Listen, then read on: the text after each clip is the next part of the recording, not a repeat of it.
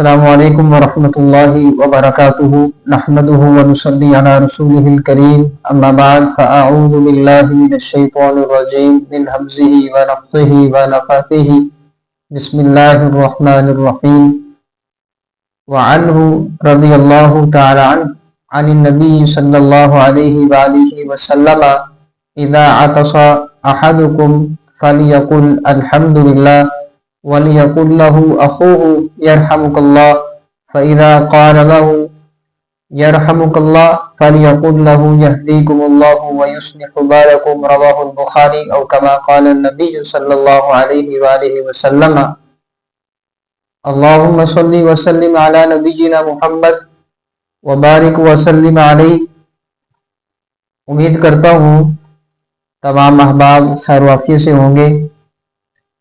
پچھلے کلاس کے اندر ہم نے سیدنا ابو ہریرہ رضی اللہ تعالیٰ عنہ سے روایت پڑھی ہے۔ آج جو ہم حدیث پڑھنے جا رہے ہیں وہ بھی روایت سیدنا ابو ہریرہ رضی اللہ تعالیٰ عنہ سے مروی ہے، اس لیے حدیث کے اندر الفاظ آئے وعنہ، اور انہی سے روایت ہے، انہی سے مراد جو پیچھے راوی گزرے ہیں سیدنا ابو ہریرہ رضی اللہ تعالیٰ عنہ۔ حضرت ابو ہریرہ رضی اللہ تعالیٰ عنہ کہتے ہیں نبی صلی اللہ علیہ وآلہ وسلم نے فرمایا اذا عطس احدکم فلیقل الحمد للہ، تم میں سے جب کسی کو چھینک آئے تو وہ الحمد للہ کہے۔ جب چھینک آئے تو الحمد للہ کہنا ہے۔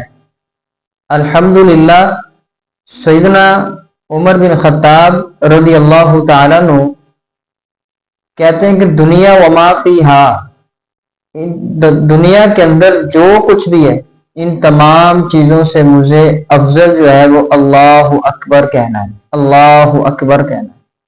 الحمدللہ، اللہ اکبر، سبحان اللہ، لا الہ الا اللہ، یہ اللہ تعالیٰ کی تسبیحات ہیں، اللہ تعالیٰ کا ورد ہے۔ تو اللہ کے نبی صلی اللہ علیہ وآلہ وسلم فرماتے ہیں اذا عطس احدکم فلیقل الحمدللہ، جب تم میں سے کسی کو چھینک آئے تو وہ الحمدللہ کہے۔ آگے نبی صلی اللہ علیہ وآلہ وسلم فرماتے ہیں وَلْيَقُلْ لَهُ أَخُوهُ، اور اس کا بھائی اس کو کہے یرحمک اللہ۔ ایک بندے نے الحمدللہ کہا، اب جس نے سنا ہے وہ آگے سے نبی صلی اللہ علیہ وآلہ وسلم کہتے ہیں وہ یرحمک اللہ کہے۔ فَإِذَا قَالَ لَهُ يَرْحَمُكَ اللَّهُ، جب وہ یرحمک اللہ کہہ دے فَلْيَقُلْ لَهُ، تو الحمدللہ کہنے والا اس کو کہے يَهْدِيكُمُ اللَّهُ وَيُصْلِحُ بَالَكُمْ، اللہ کے نبی صلی اللہ علیہ وآلہ وسلم نے مجھے اور آپ کو اتنی پیاری تعلیمات سے آگاہ فرمایا، حتیٰ کہ نبی علیہ السلام نے بیت الخلاء کے اندر جانے کے بھی ہمیں طریقے بتائے ہیں کہ بیت الخلاء میں جانے سے پہلے جو اپنا بایاں پاؤں ہے وہ اندر رکھنا ہے، آتے وقت دایاں پاؤں باہر رکھنا ہے۔ تو نبی علیہ السلام نے میرے تک، آپ تک دین کی چھوٹی بات بھی پہنچا دی ہے۔ اب چھینک آنے پہ الحمدللہ کیوں کہنا ہے؟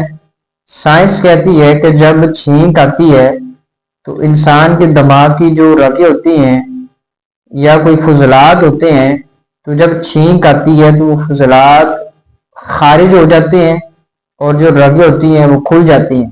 ایک روایت میں آتا ہے نبی علیہ السلام فرماتے ہیں اگر 3 سے زائد دفعہ چھینک آئے تو زکام کی نشانی ہے، زکام ہے، او کما قال نبی صلی اللہ علیہ وآلہ وسلم۔ اور اسی طرح اگر کوئی غیر مسلم یہود و نصارہ میں سے کوئی کسی کو چھینک آئے وہ الحمدللہ کہے، تو نبی علیہ السلام نے منع فرمایا کہ ان کو یرحمک اللہ نہیں کہنا۔ جب نبی علیہ السلام کے پاس یہودیوں کو چھینک آتی وہ الحمدللہ کہتے تو نبی علیہ السلام ان کو کہا کرتے تھے یہدیکم اللہ ویصلح بالکم، اللہ تمہیں ہدایت نصیب فرمائے اور تمہارے معاملات جو الجھے ہیں اللہ ان کو سلجھا دے۔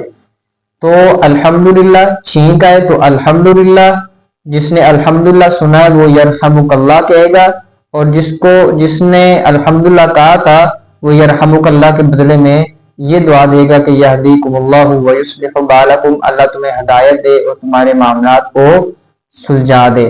تو یہ صحیح بخاری کا اندر امام بخاری رحمۃ اللہ علیہ تعالیٰ اس روایت کو لے کے آئے ہیں۔ اللہ سبحانہ و تعالیٰ سے دعا کہ اللہ تعالیٰ مجھے اور آپ کو صحیح معنوں میں کتاب و سنت پر عمل کرنے کی توفیق عطا فرمائے۔ السلام علیکم ورحمۃ اللہ وبرکاتہ۔